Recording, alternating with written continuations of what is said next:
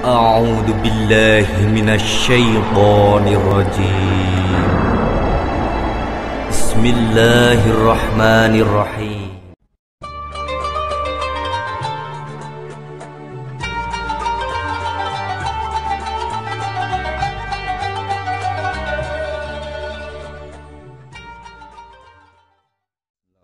Bismillahirrahmanirrahim. Kalau rumus istiqomah paling mudah itu kata Imam Nawawi dalam kitab Al-Majmu' itu adalah keputusan ilmu. Kalau keputusan nafsu itu kita nggak mudah istiqomah. Imam Nawawi mencontohkan begini, misalnya habis maghrib kita istiqomah baca Yasin. Itu cara pemaknaan itu baca Yasin itu kebaikan.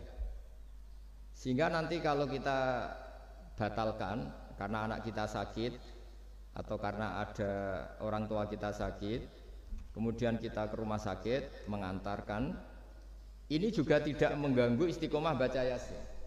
Karena maknanya adalah baca Yasin kebaikan, ditinggalkan untuk kebaikan yang bentuknya lain. Jangan seperti istiqomah versi ghairu ahlil ilm yang dikatakan orang-orang yang tidak ahli ilmu. Sehingga kadang cara berpikir, ya tetap mau Yasin senajan to makmu wis kejet-kejet gitu. Nah, itu akhirnya kan kayak Islam itu jadi sadis. Jadi demi istiqomah meninggalkan ibadah sosial. Maka banyak ulama mengatakan istiqomah itu ya kebaikan ke kebaikan yang lain, kebaikan ke kebaikan yang lain. Makanya saya bilang istiqomah itu adalah keputusan ilmu. Itu kata Imam Nawawi. Sehingga dalam banyak hal saya beri contoh. Hidup ini baik apa enggak? Ya baik, karena hidup ini menjadi mazru'atul akhirah. Referensi kita masuk surga dan neraka itu berdasar kehidupan sekarang ini. Berarti hidup ini spesial. Kita surga ya diputuskan ujian di kehidupan ini, neraka juga iya. Berarti kehidupan ini spesial. Tapi suatu saat kita pasti mati, dan mati itu baik enggak? Ya baik. Baiknya di mana? Ya kamu sudah tidak bisa maksiat lagi. Sehingga Nabi itu cara berdoa itu indah sekali. Allahumma ahyini ma kanatil hayatu khairan li wa tawaffani ma kanatil wafatu khairan li. Allahumma ij'alil hayata ziyadatan li fi kulli khairin wal mauta rohatan li min kulli syarrin. Segampang itu Nabi melihat kehidupan dan mati. Mengajarkan kita, tentu mengajarkan kita. Ya Allah, jadikan hidup ini, anggap saja saya ini masih menambah budi-budi kebaikan. Kalau saya mati, anggap saja ini berakhirnya semua maksiat saya. Mungkin sekarang kita ada zina, mungkin sekarang kita ada korupsi, tapi potensi itu tetap ada. Yang bisa mengakhiri potensi itu apa? Ya mati. Maka mati itu tidak problem bagi orang-orang baik. Kalau sampai anggap problem berarti agak kurang baik. Jadi sehingga ya hidup itu ya biasa mati. Saya ini termasuk kiai muda yang nggak mati takut mati, ya biasa. Hidup ya mau, mati ya mau, ya biasa aja. Karena begitu indah ajaran Nabi. Ij'alil hayata ziyadatan li fi kulli khairin wal mauta rohatan li min kulli syarrin. Dan kalau ada kematian berarti anggap akhir dari segala keburukan. Maka berkali-kali saya ngomong, orang-orang alim dulu itu sudah pinter. Kalau ada bandar narkoba, penjahat mati, itu tetangganya tetap disuruh bilang, ini orang baik dia saksikan dia. Tetangganya protes semua, baiknya di mana orang nakal gitu. Padahal kiainya bilang baik kan sudah mati, tidak bisa apa-apa sudah. Artinya ada sisi kebaikan dalam kematian, yaitu segala keburukannya, bahkan potensi keburukannya menjadi berakhir. Jadi masalah nikmat juga gitu. Orang berharap bisa hidup itu sesuai rencananya. Tapi ketika dapat musibah tidak siap. Tapi apa panduan Nabi? Ajaban li amril mu'mini inna amrahu kullahu khairun in asobatu na'ma syakara fakana khairan lah wa in asobathu dharra sobaro fakana khairan lah. Orang mukmin itu selalu baik. Kalau dapat nikmat syukur ya baik, dapat ujian sabar juga baik, kenanya baik terus. Makanya saya berkali-kali bilang hubungan dengan istri itu ya gampang. Saya berkali-kali bilang kalau pas harmonis ya baik, namanya harmonis ya baik. Pas tukaran juga baik. Ibadahnya tinggal sabar. Dulu banyak orang jadi wali itu karena istrinya cerewet. Jadi termasuk resep jadi wali itu istrinya cerewet. Kalau secara ekonomi saya sering bilang, kalau harmonis malah minta ke mall, kalau sedang tukaran malah enggak, murah tukaran sebetulnya. Artinya orang dulu itu ngelola kehidupan tuh gampang sekali.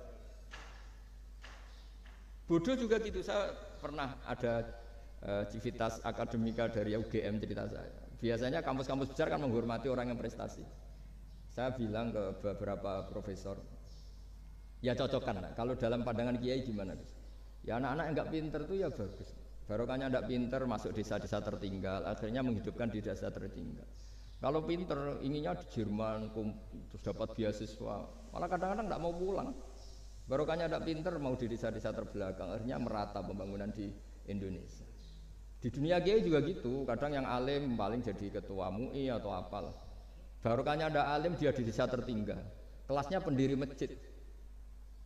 Artinya kalau dalam pandangan Islam itu semua itu ada hikmahnya. Jadi Allah bikin orang ada yang bodoh itu sudah direncanakan. Barokahnya bodoh itu mau di desa terbelakang. Kalau enggak bodoh enggak mau dia. Ya itu cara Allah untuk menyebarkan kebaikan. Ya ini kan fatwa ala kiai, sampean jangan buka. Wah ini berarti bikin itu Gus, berarti orang bodoh ya hebat. Ya memang hebat, Allah sudah merencanakan, tapi ya jangan dimasifkan. Orang bodoh jumlahnya sudah banyak lah, tidak usah ditambah.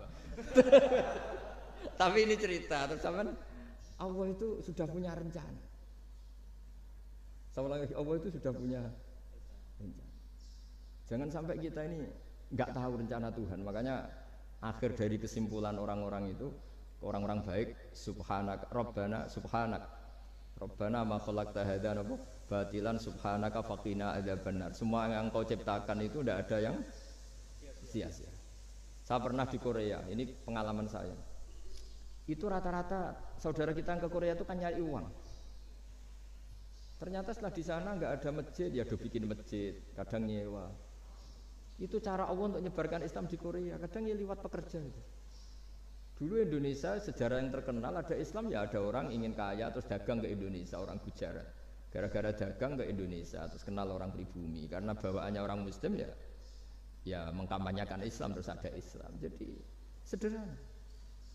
Mbah Mun pernah cerita Harun Ar-Rasyid itu kalau punya tahanan politik itu dibuang. Itu di Irak, Baghdad. Buangnya di mana? Di Fakfak, di Irian Jaya. Makanya di Fakfak itu banyak imigran turunan apa? Arab. Itu dulu itu rival politiknya Harun Ar-Rasyid. Ketika di sana melihat orang Irian tuh pakai koteka itu bilang Urian terus jadi Irian itu. Urian itu maknanya apa? Telanjang. Jadi bahasa Arabnya telanjang itu apa? Urian itu telanjang, jadi Irian. Itu ya barokahnya buangan politik ya, tapi bukan tahanan kriminal, tahanan politik dibuang di sana, kemudian ada Islam di sana. Itu cara Allah. Begitu juga Islam di Eropa, kadang dibawa mahasiswa yang dulu ketika di Indonesia agak kepikiran jadi kiai. Barokah kuliah di Eropa malah jadi kiai, mereka nggak ada saingannya. Nggak ketemu saya lah kira-kira gitu. Kalau di sini kan nggak bisa jadi kiai. Artinya sudahlah Allah itu nggak usah diajarin gitu. Makanya Allah pernah ngendikan kul atu alimuna wa bidinikum. Aku itu pangeran, ora usah warai carane beragama. Nah kita sekarang ini beragama tapi ngajari Allah. Harusnya Islam tuh gini ya Allah. Pangeran apa warai. Makanya rata-rata dunia ulama itu dunia minum ide di bab itu.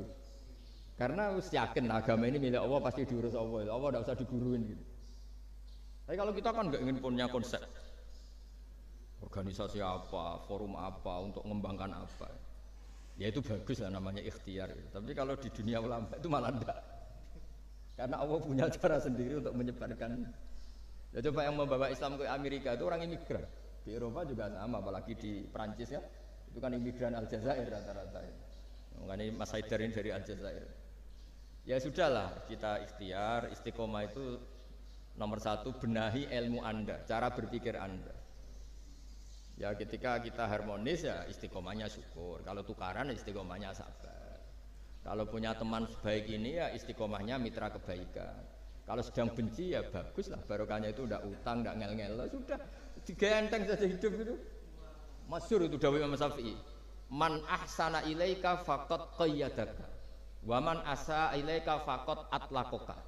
Orang yang berbuat baik kepada kamu sebetulnya itu mengunci kamu, mengikat kamu. Kamu, loh ini kalau Pak Aryo terlalu baik sama saya, yang susah juga saya. Kalau nanti anaknya kawin, resepsi gak diundang saya gak enak. Tapi kalau dia agak-agak jahat sama saya, gak tekos, peduli, ya kan pantas. Jarno. Jadi saya kalau ada orang terlalu baik sama saya sudah mulai mikir ini ribet kan. Makanya saya termasuk kiai yang ada orang baik ya biasa aja karena tak anggap ini ke depan kurang baik gitu. Tapi ya saya seneng ya, namanya ukhuwah Islamiyah seneng.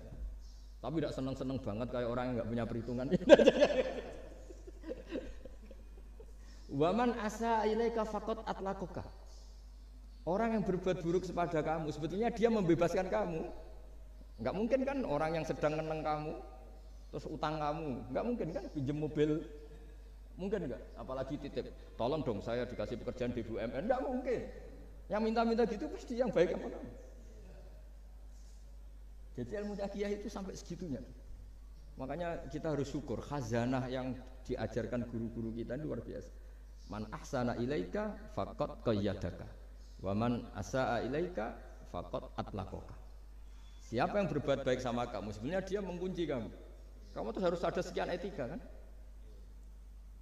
Loh iya, kalau zaman saya belum kenal Pak Aryo, belum sering kesini, saya cuek aja. Setelah sering kesini terus bilang, Gus, ya mau ngaji ini, wah apa nolak gak enak. Cara pertama kesini langsung gitu, wah enggak lah kamu siapa kenal aja, enggak. Ini agak bener kenal, aduh ribet. Tapi saya maafkan. Nah ini cerita mazhabnya Imam Syafi'i. Makanya hubungan suami istri kalau sedang harmonis malah saling curiga. Ada apa ini kok baik? Saking susahnya nyari baik ikhlas itu sehingga kalau bupati juga gitu, ada orang kok terlalu baik mesti mikir ada apa ini. Artinya gini, kalau kita dengan ilmu itu ngadepi sesuatu enteng saja. Barokahnya misalnya Mas Haidar di Aljazair, saksinya banyak. Kalau kita tidak pernah ke sana kan saksi sujud kita hanya Indonesia. Nanti kalau Mas Haidar ketemu Allah kan keren. Kamu pernah sujud? Pernah Gusti. Saksinya Indonesia dan Aljazair. Karena bumi yang tempat kita sujud menjadi apa? Saksi. Semakin sering kemana-mana saksinya semakin banyak. Sehingga dalam waktu sholat itu ada aturan disunatkan untuk sholat sunat itu tempatnya berganti-ganti atau bergeser-geser. Karena saksinya tuh kayak tambah. Bahkan ada yang ekstrim sampai nggak mau pakai sajadah. Saksi sajadah itu tidak meyakinkan, mendingan keramik. Sampai segitunya ada yang ekstrim. Kan lebih keren, kalau sajadah kan hanya selembar kain. Ya, tapi nanti sajadahnya kan bilang, saya tidak bisa berdiri sendiri tanpa ada bumi. Akhirnya mau tidak mau buminya akan ikut.